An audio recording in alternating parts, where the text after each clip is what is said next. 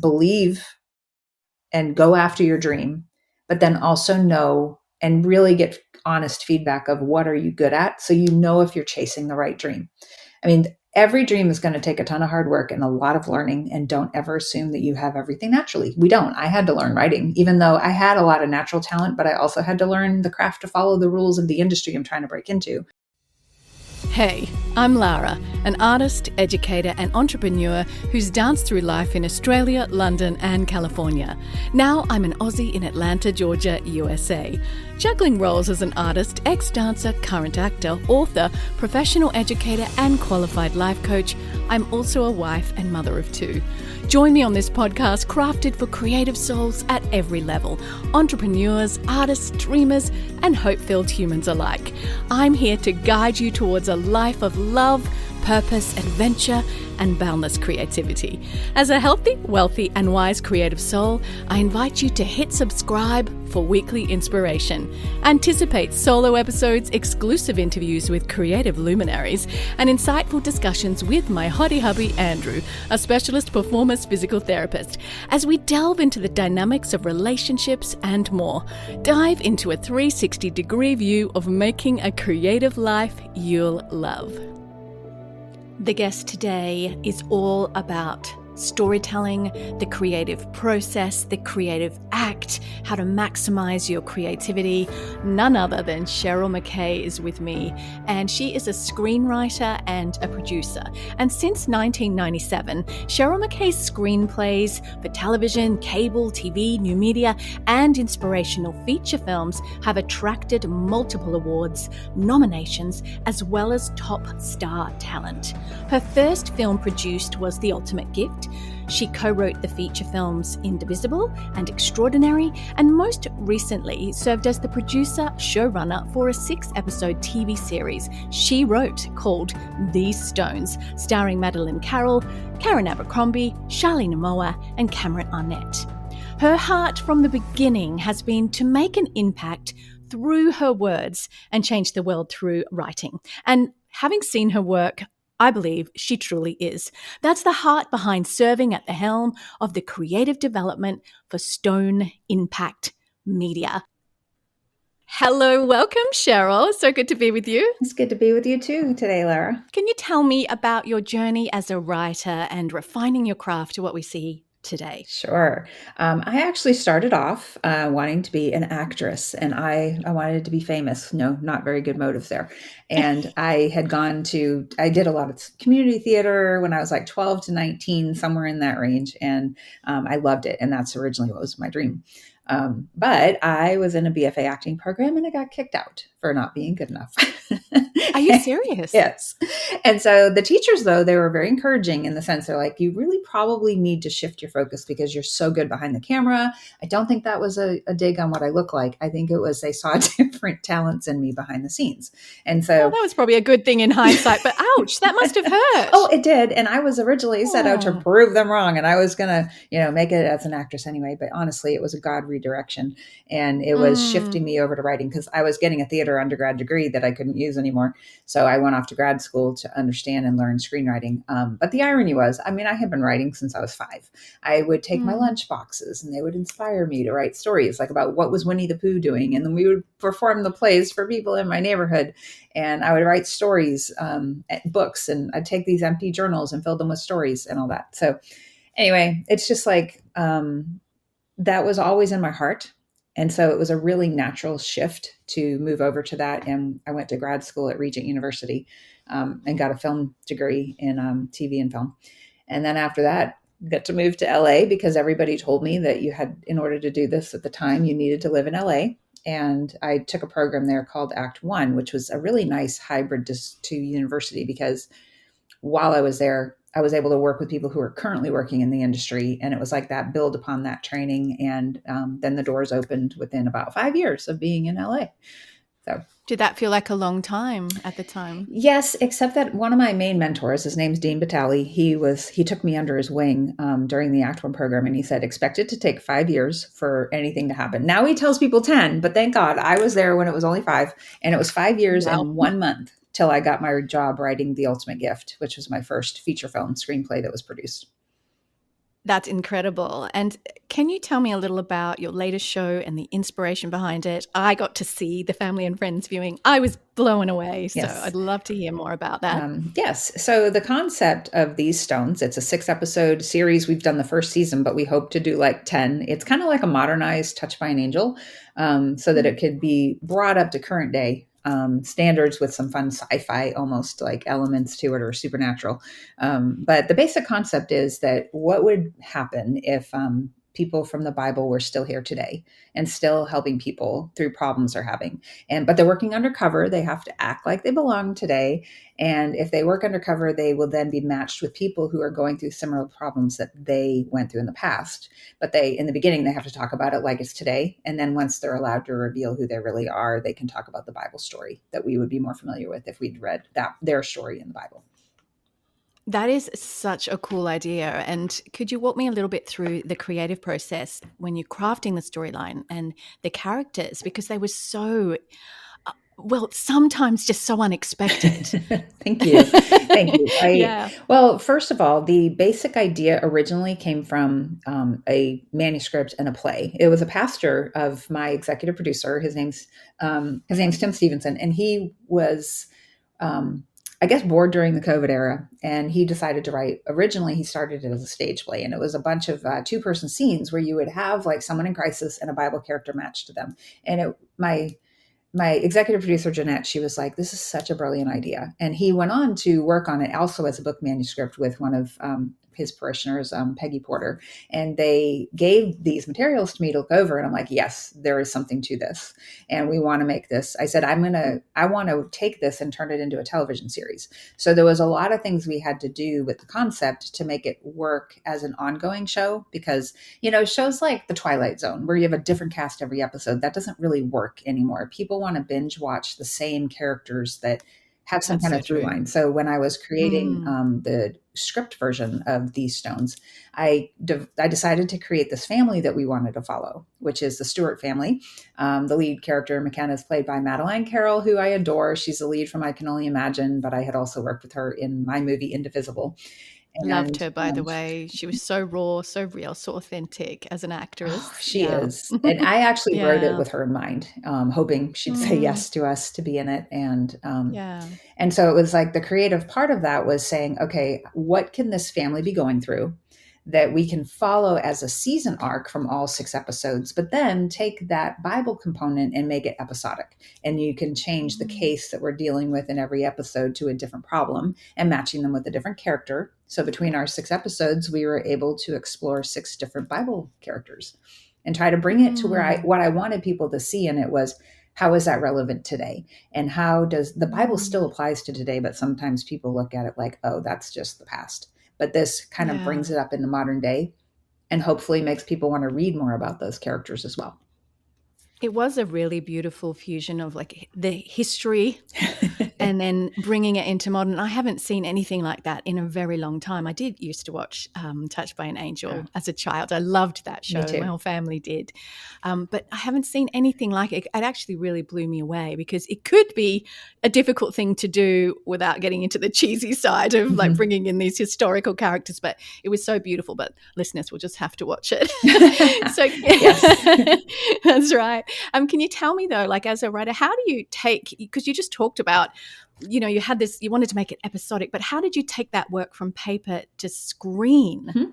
Well, one of the first things I wanted to do approaching it was say, all right, what are 6 big issues that people face today that would be Mm, very relatable? And of course, I had probably a list of like 30 of those at least, if not 60, because I want to write 60 episodes ultimately. But I wrote I narrowed it down to about 6 and then decided these are the ones I want to put in our first season. And then I'm dying, of course, to write the rest of them. So I chose things like grief, loss. mm, Those a lot of us deal with that, especially coming out of a COVID era when we started working yeah. on these scripts.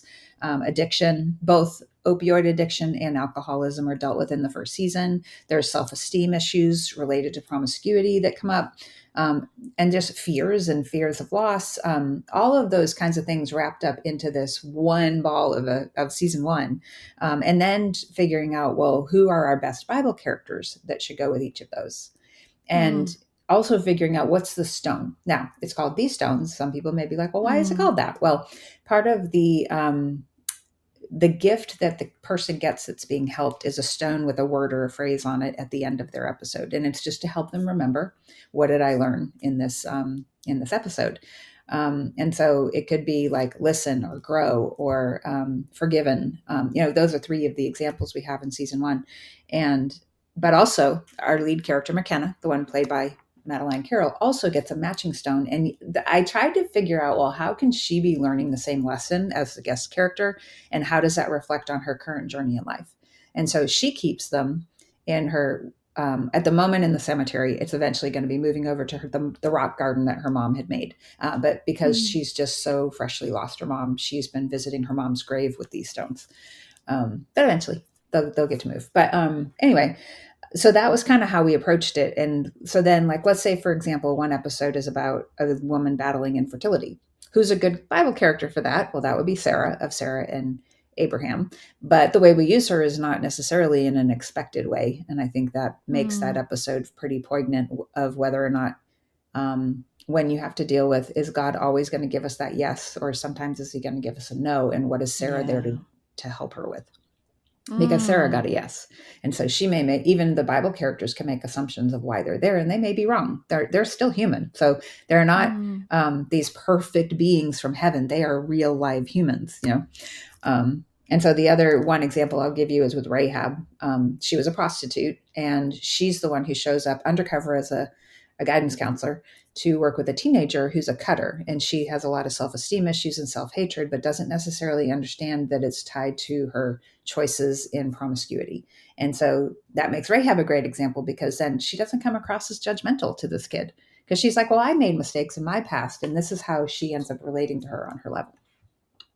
I absolutely loved that you didn't make historical biblical characters perfect, which is quite unique. Like, you really just presented them as human beings with struggles, and it just made it so much more relatable, and just such a surprising little thing that you did there. And I loved it so much.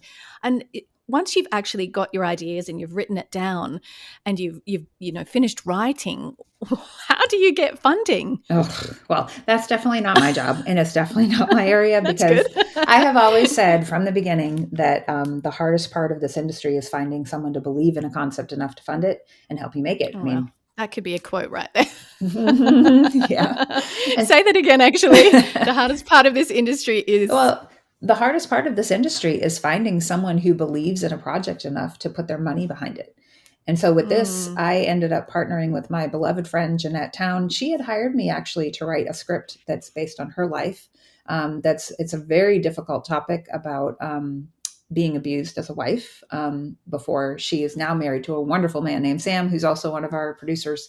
But she was married to a guy who was very abusive, and has spent time in jail for that, for abusing other people. But she wanted me to originally to try to tell her story as a script. And that's how I met her. And then we'd stayed in touch all these years. And I was complaining to her one day, because there's another passion project of mine called Never the Bride that we still need funded and need to make. But she was originally going to help me with that first, but we voluntarily chose to set that aside and do these stones, because we started working on this in an era where people just weren't going to theaters. And that was meant originally to be a feature film. And so we switched our gears to working on a series. And what I told them at the time is that I really felt like we could make a series for less money. And that it could be something that could be the starter of a longer term project that could help buy us future work, so to speak. And they were able to find people who believed in the concept, and they go out and do these pitches where they have these PowerPoint presentations where they're like, this is a show we want to do. And my sweet Madeline Carroll made a video saying, I want to play McKenna, and here's why. And so that was all part of that presentation that went to investors. And thank God enough people said yes. And we had enough money to make the first 6 episodes. I love hearing the behind the scenes, because it sounds very much like it's who you know, and being brave enough to put yourself out there and make this offer and convince. I didn't realize, though, that somebody else was that person who did that Oh, yeah, that's for not you, me. which is, yeah. I have no interest ever. I mean, I would love to find some angel benefactors, and I don't mean angel studios, but I mean angel people who are just like, I don't need this money. Please go and invest in this Please vision, what make you want to art do. with it. You know, I would love that, but I have not been in that position yet. Well, that's encouraging, because I think most people would say they haven't, but I really love that you've had the breakthroughs you have. And there's so many people involved in this creatively. So how on earth did you find all of the, I would say, I don't know how many, but it looked like you had about 50 people on set at times. Yeah. How did you find all the people to fill every single creative role? Well, that's where you definitely collaborate with some other people, and you need it because you cannot do everything, and I don't want to do everything. And I like to say, like, that stay in your lane sense, where you know what you're good at and you know what you're not good at. And so, being new to the Georgia film industry, my husband and I moved here in 2015, but we hadn't actually produced anything here that wasn't one of our corporate videos. So I had my company, Stone Impact Media, partner with another local production company, Argenum Entertainment, that already knew a lot of local crew. And so we had them be that production company arm that found us our crew. And so they would bring all of that side together. I found the director, which I can get into that story separately, but I brought the director to the table, and she and I have very strong relationship with actors. So we were able to put together like probably about 2/3 of our cast before we went to auditions, through relationships, through people we'd done other movies with. And so we were able to say, hey, please come play with us. We know this is a lower budget than you're used to, but do you believe in this project enough to want to come? And thankfully, we got a lot of yeses, very few no's of the people we invited to come play with us. And then we hired a casting director, Beverly Holloway, and Jack Kelly, who he also was in the show as a guest star in our pilot. And so Beverly and Jack did the audition process for, I think we had 9 roles left that we needed to cast of the 27 by the time we went into the casting process. So for me, it was being able to collaborate on the casting, and then also being able to know where I don't know things. So, for example, some people would be like, all right, what color shirt should so-and-so wear in this scene? And I would just look at them like, I don't know. And I don't care. Like, that's just not my area. That's what costumers and production designers and directors are for. So there was so many things. I loved watching my director answer questions, and they would be like, we need this. What kind of prop do we need here? And would this work for this setting? And I'm just sitting there going, yeah, I don't care. I want to be the writer, and I kind of want to be the producer too, which I was. I mean, I was the showrunner and the producer, but that part was very hard. But when it comes to a lot of that stuff, it's like, hire people who know what they're doing and are good at that stuff, and don't try to take over other people's departments when there's people that are so much better at that stuff than I am. Is that quite rare, to find people that don't get power hungry or egocentric? Do you find, or have you been blessed? Well, no, I mean, of course, that's always the case in anything. And I mean, I even have to watch my own at times. Like if I were to say, when I work on things that I don't produce, which is everything until now, the hardest part is having a script, and then you hand it over and let all those other people make it. And when you're not a producer, you have no say. And thank God, I have been very blessed that everybody has let me visit my sets. That's very unusual. Usually writers are told to stay away because we get in the way, and we get mad, and we react weird in the background. And I would just have to make sure that I knew my lane. I was there. My job is over. I am just here as a visitor to eat craft services and sit in Video Village and enjoy looking at scenes being made. And then that's it. And I was very good about doing that. And that's why I kept getting invited back. I didn't get a reputation of being a brat. But I will say, emotionally, it's like giving up a kid for adoption and watching someone else raise it. And so that is really hard. And that was actually why Stone Impact Media was born. Because when Jeanette came to me, it was when I was rejecting, who knows, maybe the 15th offer on Never the Bride. And she said, well, what is wrong with this picture? Like, why does everybody want to change your work so much that you feel like you have to say no? Like, I have what I call inventory scripts. I'm happy to sell them. Go make them. Just pay me. And I don't even care if I have anything to do with it. But Never the Bride is not one of those. That's one of my passion projects that I want to make. And when I told her, like, she already fell in love with the script. And when I told her what people kept wanting to do to it over the years, the 15 times I've said no, she's like, that would ruin your movie. Why do people want to do that? And she goes, well, what do you need to make it yourself? And I'm like, well, I need a production company that's able to raise money. That's how this all started. But we just voluntarily set that movie aside so we could make These Stones first, just given the era that everybody was flocking to streaming for new material. So, but you're right. It's definitely a place where you have to be careful about egos. And I'm sure they were flying around in different ways, even within our own project. And we just constantly have to check our own spirits on that and make sure that we're not letting that get in the way. Well, you are rare and unique and beautiful to say that, because you reflected it straight back onto your own ego, which a lot of people don't do. We're so good to kind of pick on others, but I think looking at ourselves definitely makes us easier creators to work with. Yeah. Can you circle back to the director and Sure. your connection with her? Here, it's such a cool story. Like, Susan Rohr was the director for These Stones, and we met because I wrote her a fan letter when I was 15 years old.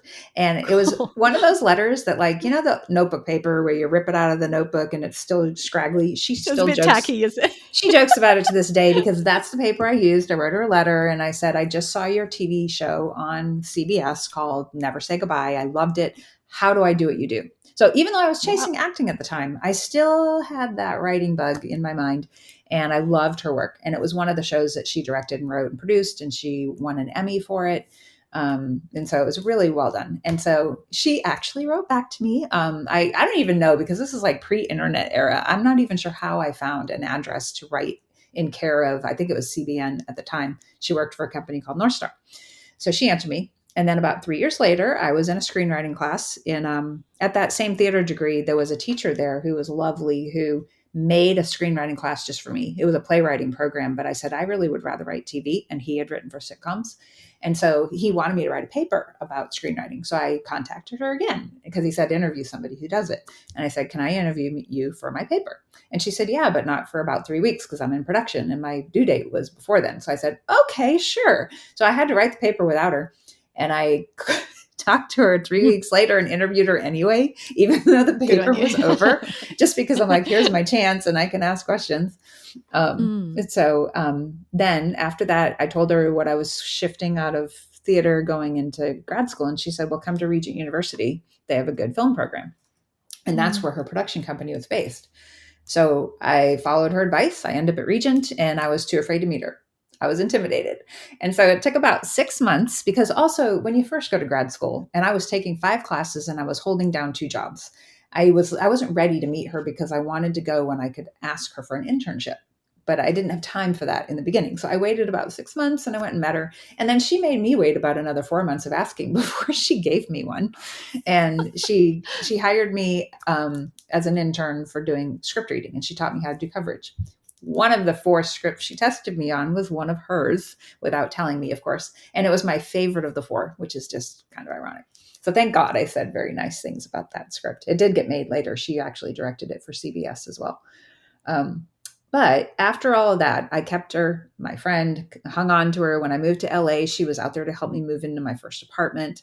She was there for all of my heartbreaks when I was single. And, so we ended up becoming best friends. She was actually in my wedding to Chris.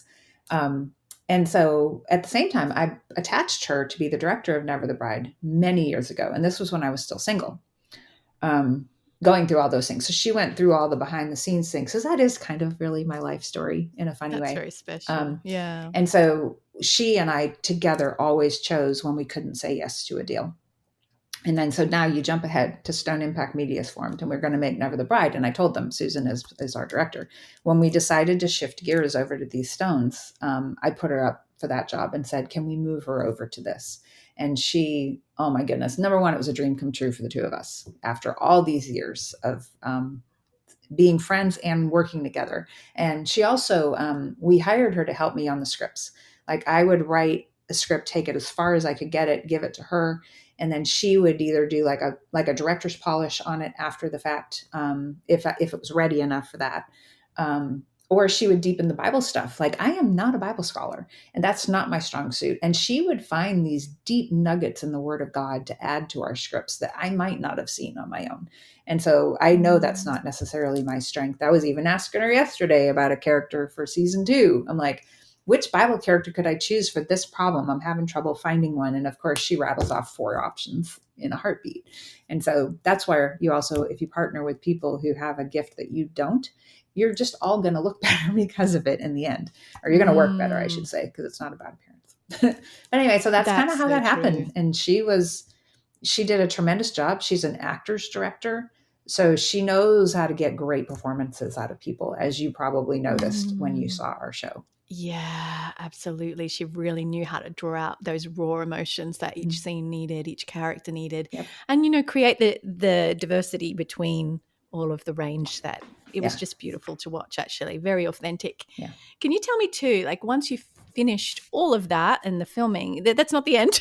You're like, yeah, you've got my piece, but how do you get that artwork to the big screen and into viewers' eyes and ears and hands? Yes. Well, at the time of this podcast, obviously we are still in that process. I would say post-production took longer than I would have expected, but we also created a lot more material than I thought. Like, let's say, rule of thumb, when you write a script, format it, it's supposed to be a minute a page. Every script was 24 pages. I was expecting it to be about 2.5 hours. And so I figured, well, it's like a long movie, once you divide out all 6, 24 or 5 minutes a piece if you add credits, right? Wrong. This ended up being between 32 to 37 minutes an episode. So we ended up in 25 filming days creating 3.5 hours of material. And I'm like, how did we do all that? I don't know. It was miraculous that we were able to shoot that long of a running time. It's like shooting 2 movies in 25 days. That's unheard that of. is 2 movies, isn't it? Yeah. Unless you're thinking about the Titanic. Right. It's like 3 hours, I think. Yeah. So in light of that, our post-production process took quite a bit. And then we were able to finally finish. And then we went into the holidays. So what we've been doing first is I entered it into some film festivals and some Christian-friendly TV series, whichever one's actually honored TV and streamers. And so far, I think we have snagged a nomination from every single one of them that we've entered. You have. You just keep winning awards. That must feel so good. Yes. And so some of that helps because, we've already won some as the top gold for best TV series, or some of them we might have best director was, I think she got bronze, and our composer got silver for best composer. So there's been a variety of things. And then we are, there's some contests that haven't made their final decisions yet, but we made the finalist as a best TV series, best evangelistic show, plus 3 of our actors were nominated as best actors and actress, which includes Madeline. Oh, goodness. And then Karen Abercrombie from War Room and Cameron Arnett from Overcomer. So those 3 are up for awards that haven't been decided yet. So all of those start opening doors for distribution meetings, which we have a lot of those coming up. And so that's where we will figure out, we plan to go to SVOD first, which is that subscriber video on demand model. And then after that, we can figure out, are there other places to go? I love that. It's like one big creative mosaic with all these people and pulling the pieces together and not quite knowing exactly where it's going to go, but having a sense of, collaboration. It's just so beautiful. Yeah. But when we are talking about your writing process, because I know storytelling is your passion and you're so very, very gifted at it, what challenges do you face? Because it's not like you just whip out 24 pages of script a day, do you? Just rip it out. Yes. Well, one of the things that really helps me is by planning ahead. And so what I love to do in my writing process is I will take whatever idea I'm working on, they all get a binder, which if anyone sees my office, there's a whole shelf of binders. And I usually will create one binder for every project. So I keep all my things separate. Of course, by now these stones has at least 4 because I have the finished scripts and I have the production binder and everything, but that's a little different animal. And then of course, now there's the season 2 binder. But what I love to do is if I plan and I know where I'm going with the story, I won't get lost. The very few times that I've tried to write a script without planning, I crash and burn. And sometimes I never go back and finish that script. So in the case of this show, I started with what they call a show Bible or a series Bible. And I would do everything from the log line to the overview synopsis. And then we have treatments for every episode that was almost like a scene by scene before writing the script. So I knew where I was going before I even wrote the first word on the script page.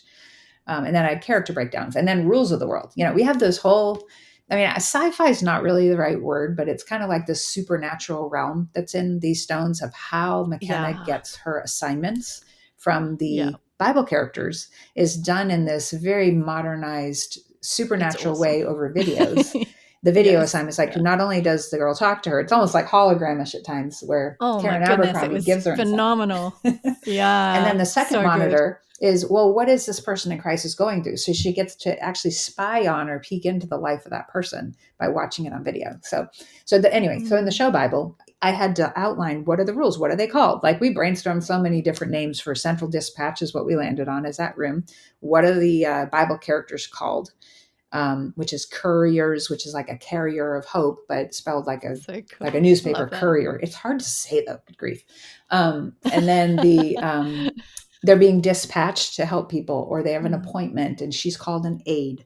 All of those things went in the show Bible first. And then from there, script writing. And so I'd take the treatments that kind of served as my outline. My preference when I don't have to turn in a treatment is just to use colored Post-it notes where I change colors for every storyline. And then I write all my ideas out. I choose a color for each part, like a subplot is one color. The regular plot's one, and a guest star or the family life is another. So there may be 4 to 5 in a show like this. I would outline them on a particular color so that once I put them in order, I could go, oh, have I been neglecting a story for too long? I haven't seen pink in a while, or yellow, or orange. Wow, that's cool. So that's very helpful. But in a case like this where I had to turn everything in, I didn't really do a whole lot of that, which that's my favorite way to outline. But no one wants to look at my Post-its in a meeting. So it's easier to type them out in a pretty prose form. So after that, when it comes time to writing into a script, I use an industry standard formatter. It's either Final Draft, Movie Magic Screenwriter. All the first drafts were at least 35 pages, but eventually, in order to be able to film it the way we did, where you did all 6 episodes concurrently as if we were shooting a movie, I had to get every script down to 24 pages. So at one point, they were all 25, and we lost a day of filming because I wanted 26. And they said, nope, you can only have 25. So I'm like, all right, then I'm losing a page of script. That's 6 pages. Because if we were trying to shoot an average of 6 a day, I had to get rid of 6. And those 6 were hard. It wasn't just trimming dialogue. It was lose a location, lose a speaking character, make it easier to shoot was my goal. So that's where your producer hat goes on, and you have to throw out some of your writing brain. Oh my goodness, that sounds very challenging. Can you tell me too, with all of that process, which sounds very almost mathematical, it's incredible, creatively mathematical, do you ever get stuck or writer's block? And I'm curious if you think that writer's block even exists, and what is writer's block? Well, I don't experience a lot of writer's block, but the thing is, when I am a half right brain, half left brain person, if I engage the wrong side in the morning, it is harder for me to be a writer the rest of the day. Like if I start on budgets or line schedules for how we're going to shoot that day, that's my organizational brain. I'm really thankful to have both. Or if I didn't, I wouldn't be able to be a producer. But what I would tell like my production team, one thing that will zap me quicker than anything is phone calls. And I'm like, all right, we will not have production meetings or corporate meetings until at least 3 in the afternoon, which a lot of my people are in California. So for them, it was only noon. And I said, because what I need to do, I need to hit the creative ground running when I wake up, and I need to write till I'm finished. And then I can switch and have meetings and do all of the other non-creative stuff. That helps with writer's block, because if I were to start my day the opposite order, forget it. I will not be a writer that day. It's so hard to get that brain going. I mean, it could be if I had a great outline and I had a scene I was really looking forward to writing already, I might be able to, after lunch, go write that scene or two. But normally I'm much better off if I start in the morning. That's very interesting to me, because I heard in a Time Genius class that most people only have 4 really productive hours a day. Yeah. I call it my beast mode. Yeah. Well, and I can write 10 script pages in that 4-hour block. That's not a problem for me. They may be messy. Yeah. The other thing that helps me with writer's block is if I start my day going over yesterday's pages first. It's like priming the pump that's why it's like my first acts of a feature film are always the cleanest, because sometimes I go back further and further. And then it's almost procrastination, to be honest, but it does help because it gets your brain in that character, and then you're cleaning, and then you move on to new pages right after that. So that's a really good way to overcome. And lastly, prayer walks. Like if I want to write after lunch, I usually will try to work in a prayer walk in the in-between.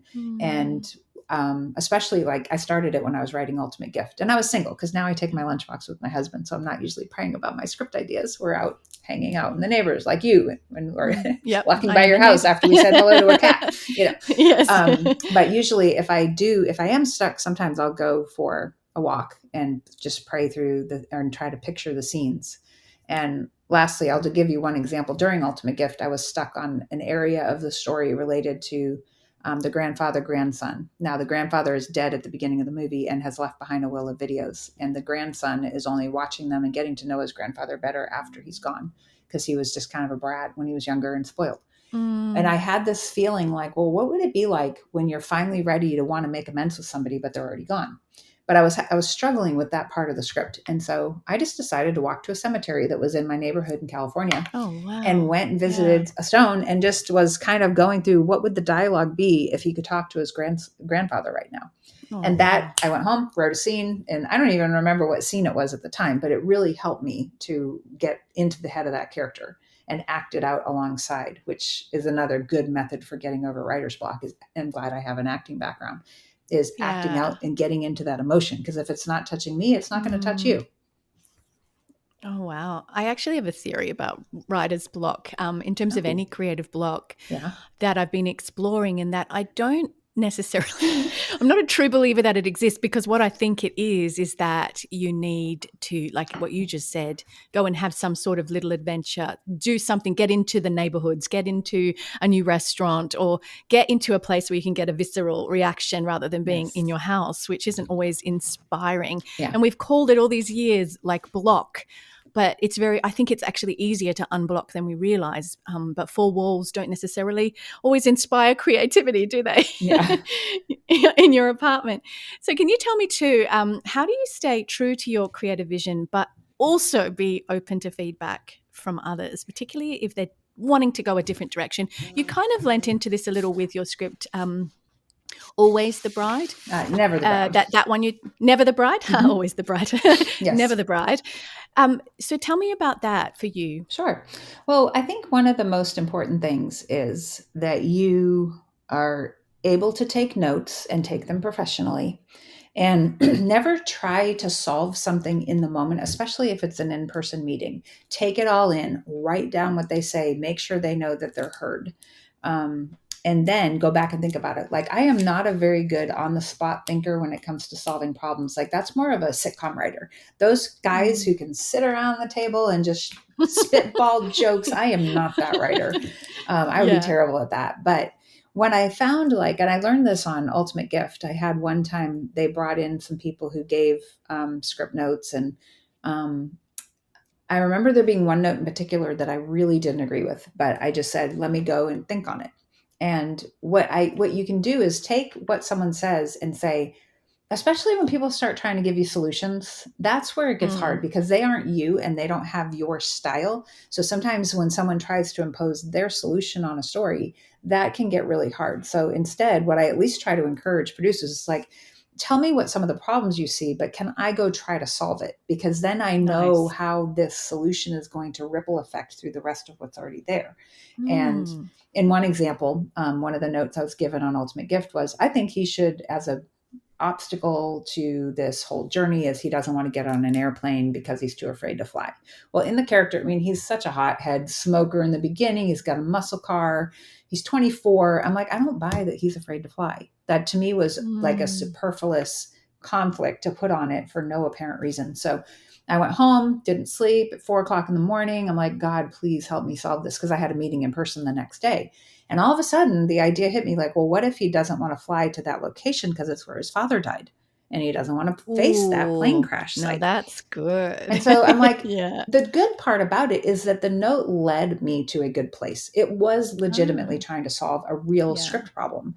I just couldn't take their solution and make it work. And when I went and pitched my alternate, they're like, oh, good, right, go for it. So it was actually pretty easy. It wasn't that they were married to their own solution. They just knew there was a problem they wanted me to fix. So I say to writers who are in that position, when you hear something and it kind of, you want to bristle against it, first say, what is the heart behind what they're saying? What's the real problem? And can I solve it in a way that still fits what I've already written? Because the other thing I find is that they may have read this once. you have read it 20 times before you turn in your first draft. And when they say, hey, could you lose that scene? That one scene is a setup for 4 others. They may not even have noticed because they read it once. And so sometimes I'll go to someone and say, well, do you realize if I cut this, it actually will make you lose this, this, and this? And I go, oh, but I like this, this, and this. And I'm like, so then I can't cut this, or let's figure out how to fix this moment over here. So that's one way to look at it.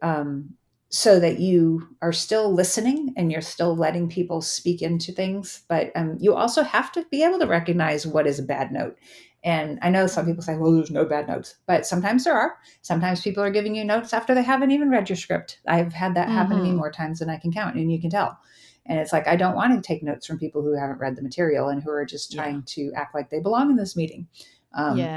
So in light of that, it's like, I say, pick your battles. It's like, if someone gives you 10 notes and one of them is really bad and it's going to harm the script, give them all the reasons in the world you're going to take the 9 and then fight for the 10th.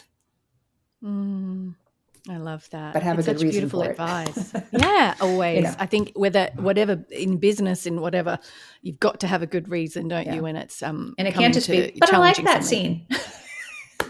Can't be. But that scene happened to me in real life. Oh, yeah, you really can't say that. It's like, or you can't say, but that's not what happened in the real story. Like, I would be guilty of that. Like, because I tell a lot of true stories or books. Like, I'm very protective of real life people. So I have to watch that. Is it true that you write what you know then? Yes, I have told my life story quite a few times already, some of which have already been produced. So, yes. That's good to know, actually, because people say, write what you know. So can you tell me too, let's talk about cohesion, because I'm like thinking of like creative mapping here. When you talked a little bit about it before, but what strategies do you use to keep everything kind of going from one installment to the next? And I'm talking things like detailed character notes, consistent writing style, revisiting installments, staying organized. Like, how do you do all of that? Because that, for a lot of creatives, like, we can get the creativity out, but that is kind of higher level thinking, isn't it? Yeah, but I think that's where the planning ahead works. And it's how, when you have a whole story map, in my case, or the show Bible, I think was probably our best tool for that, is where you could see the whole picture. Like, I will say though, say our finale had to answer a bazillion questions that I posed in episodes 1 through 5. And I did not necessarily know all those answers. That's where the director came in. And I said, I told her, I said, I need you to help me solve answering these questions in a way that's palatable, that's not pat and easy in a spiritual sense. Like, there's a giant question for that episode of whose fault is this? And there are shades of everyone thinks it's their fault. And yet it's also nobody's. But I said, but I need a way to figure out, how do I justify all these things and pay it off in a satisfying way? And I didn't feel capable of doing that myself. So I invited the director to co-write that episode with me. Like, she wrote about 12 and a half pages and I wrote 12 and a half, but we outlined it together. And she really helped me figure out those answers. She would pray about it too. And it's that being willing to pray and say, all right, Lord, what are our answers here? How we can make all of this work and come together. Because I'm not afraid to bring up questions that we don't know answers to, but there were some that we really would have been kind of unsatisfying. Our series first season doesn't end in a way that everything's fixed. That's for sure. But it does come to a satisfying conclusion that that there's some things that have been resolved. Yeah, I was satisfied, but then I'm like, I want the next. That's what season. I wanted you to feel.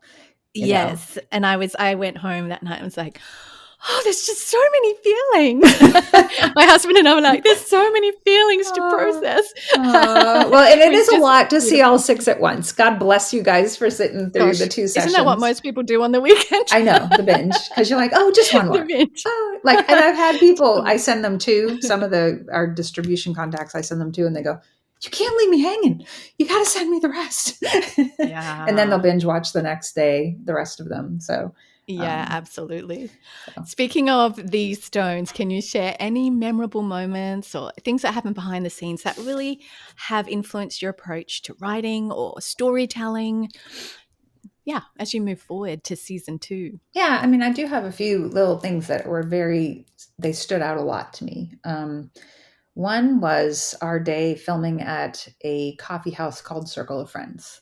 It's a place that I had been in Woodstock, Georgia, that kind of touched my heart because it's run by adults with disabilities.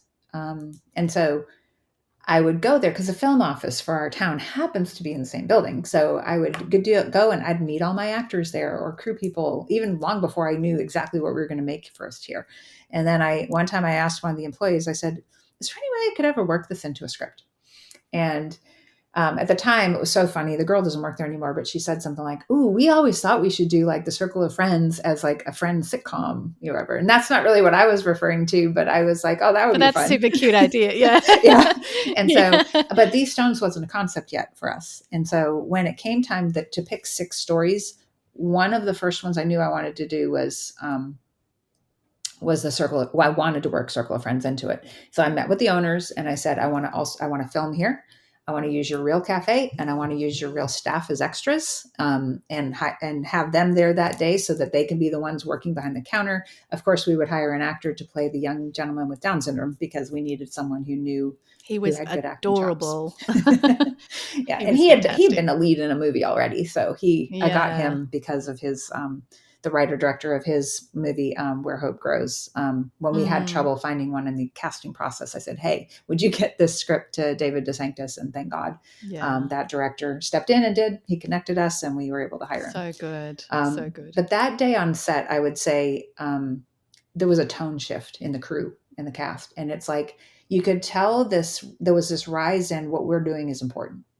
And this show is important, and the way this can affect people's lives matters. And it was really, I can't describe it, but it was, even though I just tried, but it really was something shifted that day. And the other would be another time was when the other script I knew I wanted to write first was our 4th episode about Katie, the teenage cutter. I have always been passionate about helping teenagers understand that purity is more important than getting accepted by guys, by giving away your body to a lot of different people. And I wanted to tell a story though, that for once wasn't about pregnancy or STDs. I wanted to talk about the emotional consequences of promiscuity when you're a young person. And I one day heard this song called Graffiti that Catherine Shepler wrote. And I kept thinking either we need to make it as a music video, or that was before I knew about these stones. But when I thought of the promiscuity storyline, I went to Catherine and I said, I love the song you wrote, Graffiti. I don't know what it's about, but can I pretend I know what it's about and craft a character that's writing this as part of a journey about promiscuity? I love that. That's so cool. Yeah. And she gave me permission to do that, thank God. And also she happens to be a tremendous actress. And she had been in a Kendrick Brothers movie called Like Arrows that she has a beautiful scene with Alan Powell. I just watched that. Oh, good. Well, she's the 15-year-old version of that that girl, the daughter. There's like 4 people who play the daughter throughout the whole thing. Yeah. Because the ages always change, but she's the one I'd seen that face. Gets thrown out of the car on the sidewalk. And then she has that beautiful scene with her father on the bed when he's going to her and being a good dad for once. It's incredible. Yeah, I love that. That's where she won me over. And I'm like, I want her to play Katie. And so I had been in touch with her before about other things. And then finally, when this came along, I'm like, I need you to show up and play the character. And I need you to pretend you're writing that song as part of the show. And then we're going to shoot you singing the song. And thank God she said yes. But she said, I'm in my senior year of college. I'm only available for 2 days. I revolved my entire shoot around her 2 days of availability because I'm like, no one else can play this role. And anyway, so because I didn't really want to hire another actress and have them take her song, even if we used her song voice. Is really, really beautiful. And it was a very powerful scene. Yeah. I won't give anything away because I want people to go and watch this. But it was very, very powerful. And she was perfect to sing that song. Yeah. And so that, I would say, to answer your question, bring it back to those powerful moments on set was also the days we shot her episode because we could tell we were doing something that could potentially help a lot of teenagers. And absolutely. One last piece I'll share is my husband did the behind the scenes stuff where a lot of the video interviews with actors and crew. And when we were interviewing Madeline Carroll about accepting the role of McKenna, she told a story about how when she was doing promotions for I Can Only Imagine. She was on the 700 Club. And this was when she was 22. Off stage, someone pulled her aside and said, when she's 26, someone's going to come to her and say they wrote a project for her, a character for her that was going to be a blessing to her. And Wow. then when she got my scripts and I told her, I wrote this for you, please come play this role, she realized she was 26 and it was the right role for her.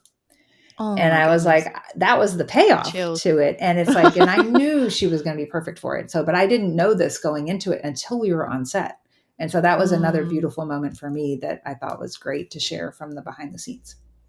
That's actually so incredible. Like, wow, what a confirmation of the right character at the right time. Yeah. Tell me too, with all of the creative output, how do you recharge? How do you keep finding inspiration? How do you not get creative burnout? Mm-hmm. If you get creative burnout, what does Cheryl do? Wow. I'm not always very good at this, but I am a quality timer when it comes to being of, the love languages. And so making sure I have quality time with people that I love is a big way of recharging. Outside of that writing realm. Sorry. Like I've already told you how I brainstorm to make sure I don't get writer's block, but yes, I need to get away from a computer. So I try to take a lot of walks. I love to play Frisbee golf and go bike riding, and I love to play games with my family, and I go visit them a lot. And it's just having that quality time with people when I can actually be off work. The challenge when you work for yourself and from home is that it's really hard to find a line on what time to clock out for the day. Oh, so true. And to make sure you take a Sabbath, like especially when I'm also teaching on the side and all assignments are due on Sundays. And so as stuff starts rolling in, I feel that pressure. Well, I better get started because I got 15 of these by tomorrow morning to grade, And so, but making sure prayer and good quality time that has nothing to do with the industry it's important. I just can't say that I'm always very good at it. I got to say, it took me a really long time to learn that to recharge, not just with my head in the creative industry or with always creative people, but just normal, everyday, beautiful people, not talking about the arts industry, not talking about the jobs we are and aren't getting, not talking about the auditions we've had, just literally just being with normal people, having a coffee, talking about whatever. It's actually really recharging, isn't it? Just to have that switch off. Yes.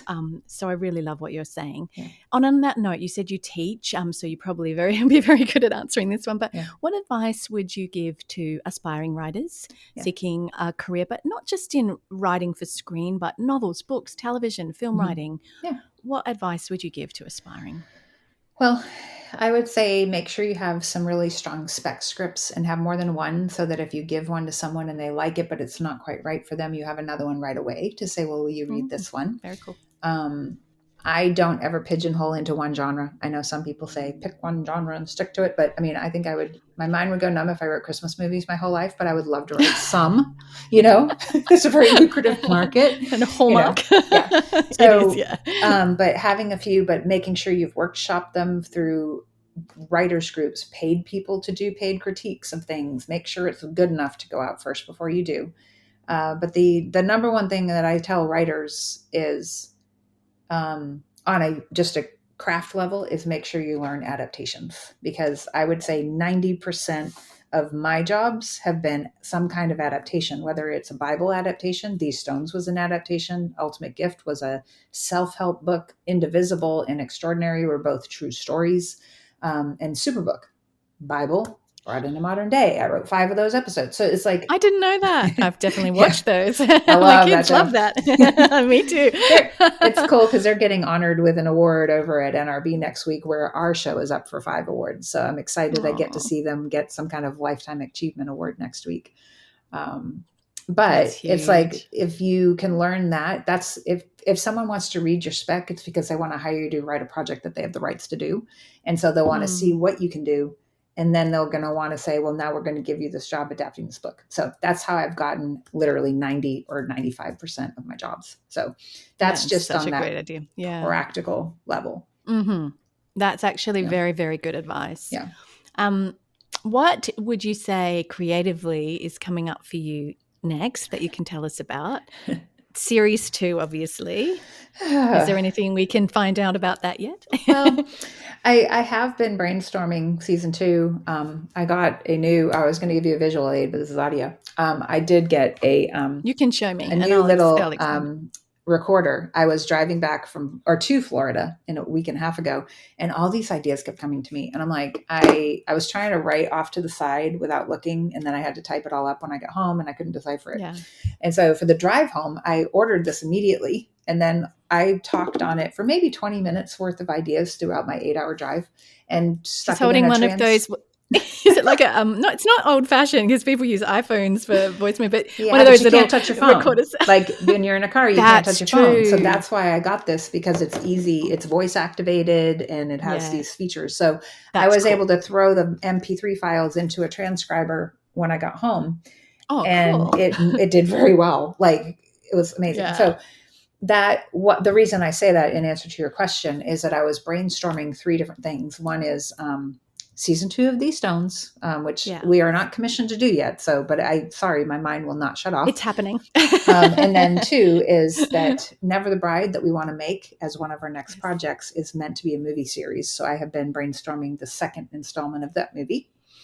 And I've been brainstorming Christmas movies because you also need the bread and butter jobs. I may or may not have watched 24 Hallmarks also over the Christmas. I watched more than that because I'm also watching GAC, or Great American Family, and Pureflix, and Up, Faith and Family. Yeah, so I definitely binge watched a lot of Hallmark intentionally. I was like, I want to see what these Americans are talking about, because that's a thing here. It's like watching the Hallmarks at Christmas, and it's like, yep, I'm going to do this every year. That's definitely what I'm doing. Yes. Let's talk about younger Cheryl. What advice would you give her now from where you stand in life? Well, I hope you don't mind if I have a few things. Absolutely. One is, I was very blessed to grow up with parents who always encouraged me to follow my dreams, and they never discouraged me, even when I was crazy and wanted to be an actress and wanted to move to LA and everything. They always stood by me and said, you can do it.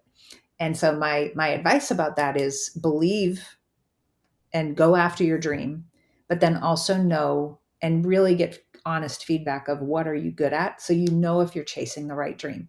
I mean, every dream is going to take a ton of hard work and a lot of learning, and don't ever assume that you have everything naturally. We don't. I had to learn writing, even though I had a lot of natural talent, but I also had to learn the craft to follow the rules of the industry I'm trying to break into. Yeah. But being told that I wasn't a good actress was actually important to my future, and being able to eventually accept that truth and actually use whatever acting skills I have in front of my computer when I'm writing dialogue for characters, that is a very important skill. So I believe that was why I had that foundation, more so than because I'm supposed to be the one on camera and in front of people, and I can't emote in front of people. That's part of the problem.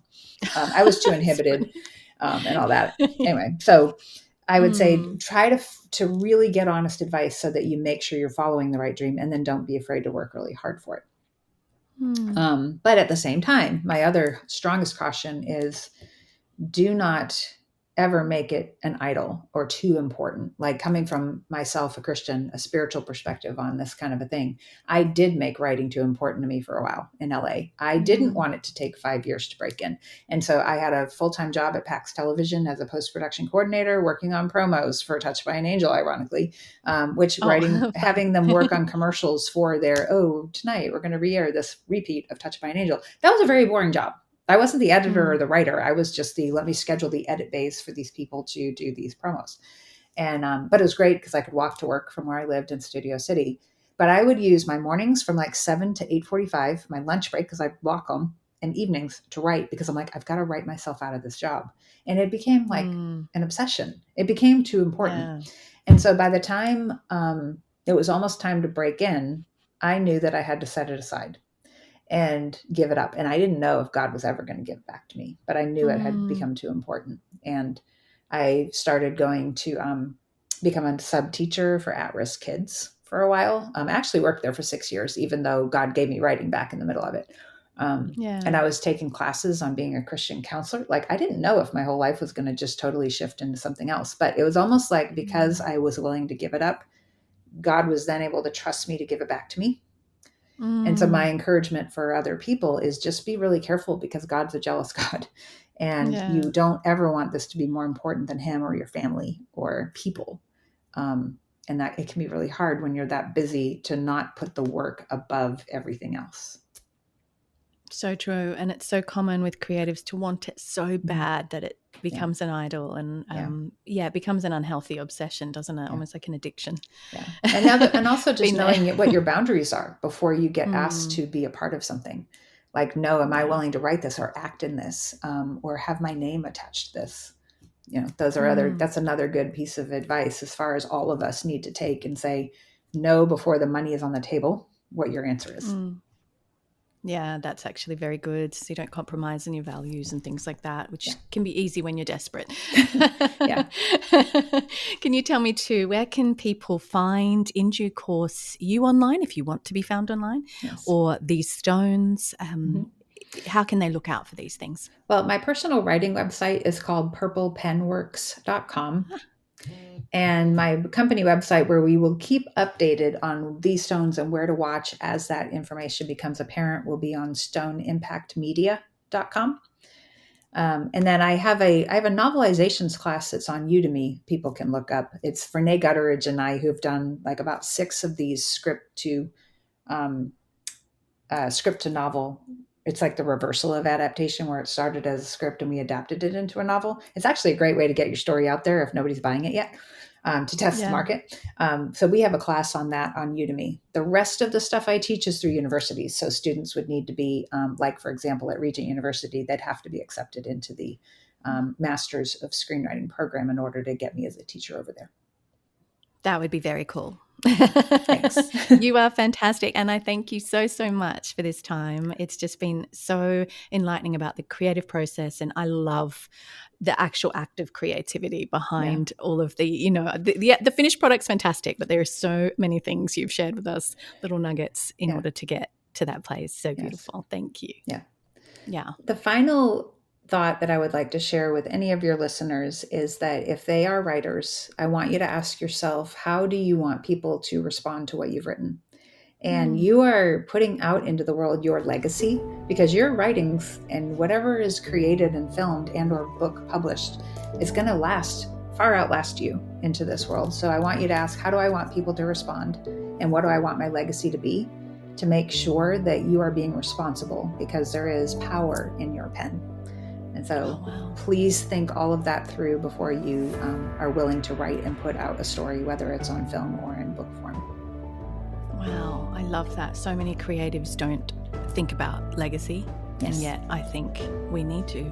Yeah. What are we leaving behind? What is it all for? Right. That is really beautiful. Thank you for saying that. Yeah. Thanks. Thank you so much for your wisdom. It was so wonderful to talk to you, and I can't wait to see series 2. Well, thank you. Thank you for having me.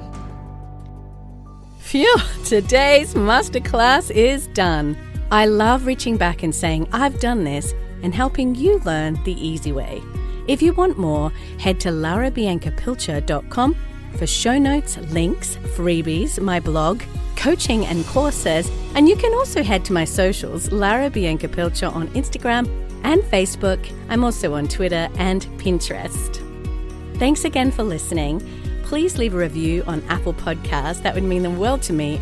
And of course, keep on living the healthy, wealthy, wise artist living towards your dream life. Bye, friends. P.S. Shout out to my hottie hubby, Andrew Pilcher, who does all the editing on this podcast.